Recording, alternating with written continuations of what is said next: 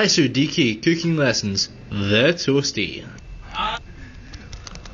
Wow, I sure would like a toastie right now. Let's go and see the lads. I like this friend actually pretty good. Lads! What? Jason? I want a toastie! How about yous? I want a fucking toastie! Mate, I fancy one as well, but our toastie maker's shite. What? This one? Aye! Right lads, let's fucking get a toastie going. With what? Well, lads, I've got a fucking idea. Ah! What's that, Johnny? I think we should use the iron. Whoa!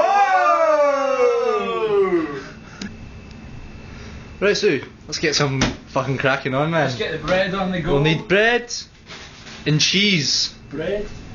That's 2 slices of bread. The cheese. Wait, whoa! Cheese. Where's the iron? Where's the iron? You mean this iron? Perfect. Perfect. Right. Let's get this on the go. To give yourself some leverage and less burning, we'd recommend that you use 4 pieces of Aldi quality kitchen roll.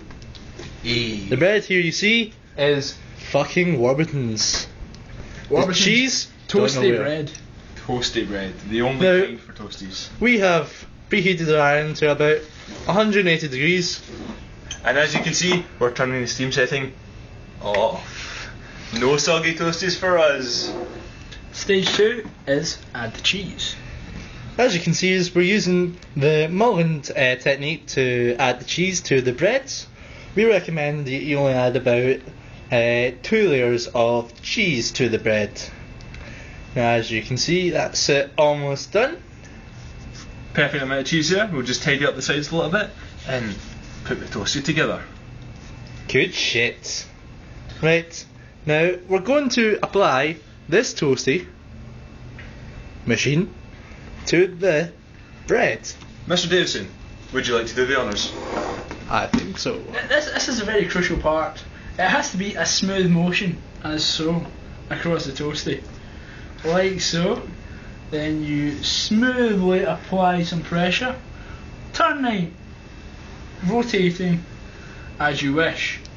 For me, the turning 90 degrees and then turning back has a good effect. And you like to leave this for perhaps 10-15 seconds. Maybe apply some further pressure down to give the toastie a shape. Give it a good squash and hope for the best. You may have to try this a couple of times depending on the quality of your toasting machine. As you can And see, the occasion. as you can see, we have some smoke rising up. Unlike the shite Aldi toasting machine, it doesn't make smoke. Our iron does the job perfectly. But if you are doing this perfectly, the aroma of toasty floods your kitchen.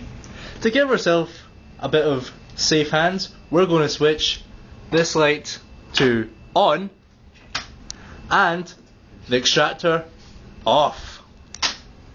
Now, how about we see how our toastie's doing? Looking quite toasted, actually. Now we're going to use a flip technique called use your hands. Starkey, please. Use your hands. Use my hands. Wait guys, Another safety technique when we using have just iron. had an accident. You know what that means?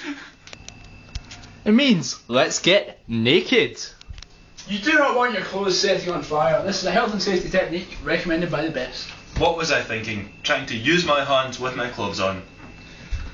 Let's resume the process. We're going to flip the toastie as previously mentioned with the hands. It may be a good idea to hold down the Aldi kitchen roll. Because it is such top quality that it does stick to your toastie. Now, as before, we shall apply pressure to the toastie. Now remember, we'd like to apply pressure and turn 90 degrees and then possibly turn another 90 degrees and apply pressure. If you don't remember to turn, nothing's going to happen. If you just remember the simple T, turn. Turn for tenants. Talking about tenants, I'm all out. Stu, would you get me a tin? Of course, my good man. Thank you. Which is essential ingredient to making toasties. A fridge Yes. stocked with alcohol. And in this case, vitamin T. I'd like you also to notice the breads.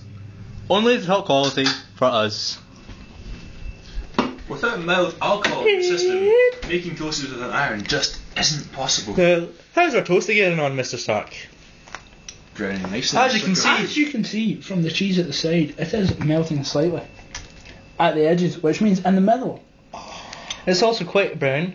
We're also enjoying it. Wow. I think we're just about ready to eat our toasty. Now, unfortunately, as you've seen, Starkey's had an accident. We're going to need to take care of this. Now, we can't afford the hospital right now. We're too drunk. As you can see, a very bad burn mark. What would we do in this situation? Mr. Davison? We use an aloe vera plant in any situation. Aloe vera. Now tell us a little bit about your boxers. We'd like that. These came on my 18th birthday. I wear them specifically when cooking and when using plants. Sorry, I deserve it. I should see, we'd like you to rub the aloe vera plant on the burn. This helps for a nice soothing and cleansing thing. Now, back to our toasty. We're just giving it every now and then the occasional tea. What does T stand for, Mr. Stark? Turn. For 10. Mr. Davison, that is correct. Now, as you can see, our toasty is done. We now need to cut the toasty. Oh no! Now, Starkey has managed to develop the world's first sawcock. Mr. Alistair, tell us about this. Well, it's actually the perfect cutting device for the iron toasty. See, what you do is you take the toasty and then you begin to rub it up and down the sawcock until it is cut. No! Don't be a dirty bastard. Hygiene is the option. I'm sorry, Mr. Davison. Apply some pressure. Now, Mr. Davison is going to cut this into 3 parts. We'd like you to apply some pressure and move in a nice, relaxing, backwards and forwards motion. Cha-ching. Cha-ching. As you can see, we now have a result of 3 spare bits of toasties.